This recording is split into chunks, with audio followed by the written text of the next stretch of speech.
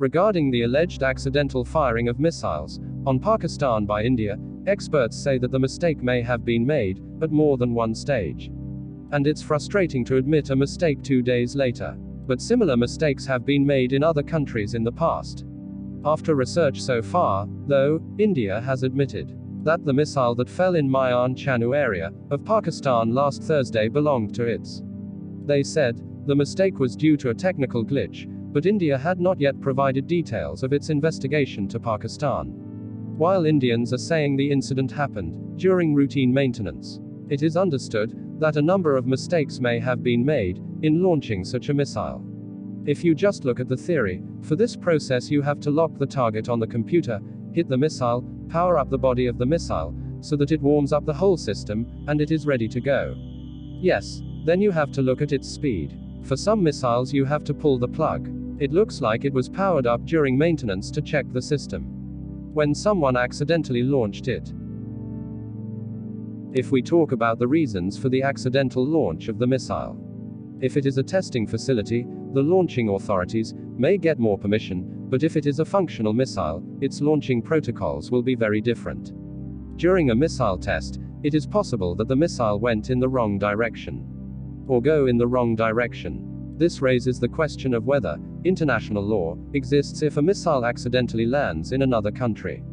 What are the global rules of coordination regarding missile launch? Internationally, there is an organization called the Hague Code of Conduct. 143 countries are its members. These member states have to inform their neighbors before they can test a missile. There is no international forum on such issues, and most of these cases are bilateral. However, there is a protocol between Pakistan and India, in which both countries inform each other before the experiment. But these two countries will tell each other as much as possible, or maybe China, but there is no need to tell distant countries like the United States. There is a secret channel between the United States and Russia called the Nuclear Risk Reduction Center. Contacts are made through this channel, but ordinary people don't know until they tell. If a missile is to be tested under an international overwater project, a notification called Notice to Airmen has to be issued. The purpose is to tell passenger ships or ship captains to stay away from certain areas, because missiles will pass through. I think when this missile was fired, the Indian authorities would have wanted to inform Pakistan about it, but it will probably be a very strange situation for them to be standing around, staring in amazement at what we have done this. If we talk about the past, many similar mistakes were made by the United States during the Cold War. And if we talk about other countries, like South Korea and Iran, Korea has been working on missile technology long before India. They have had many accidents. Such incidents happen in Iran as well. This is because you have not yet cleared the technology. This requires constant experimentation. So, is it possible to hack someone's missile? On the possibility of spying on another country's missile system, there could be two aspects to this, one being that the other country's intelligence agency may have added a bug or a cyber attack.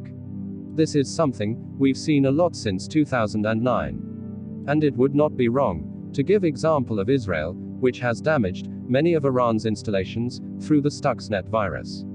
But in the case of India, we don't see such thing happening, because India itself reported a technical glitch 2 days later. So, the main question arises that will Pakistan benefit from BrahMos missile crash in Pakistan?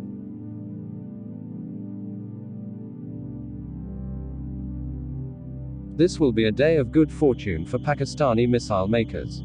In this wreckage, you can find all kinds of information, such as what type of circuit is used, what metals are used in it, and its content can be analyzed in any way. Although this is a wreckage, but there is much more that can be reverse engineered. Because if you listen to the statement of Pakistan's DGISPR, in which he has asked India to jointly investigate, he also said that if the missile was launched by mistake, then why it was not destroyed in the air. It turns out that the missile came and fell on the ground. So it is possible that its parts are intact to a large extent, because there was no atomic warhead of any kind in it, and neither did India itself destroy it. This can cause maximum damage to some parts or body parts of the missile. which can be easily reverse engineered. And the very positive aspect of this whole scenario is that Pakistan has responded sensibly, not aggressively. If Pakistan had reacted in any way, there could have been a catastrophe. I think the two countries should work together to come up with a plan for the future to deal with such incidents.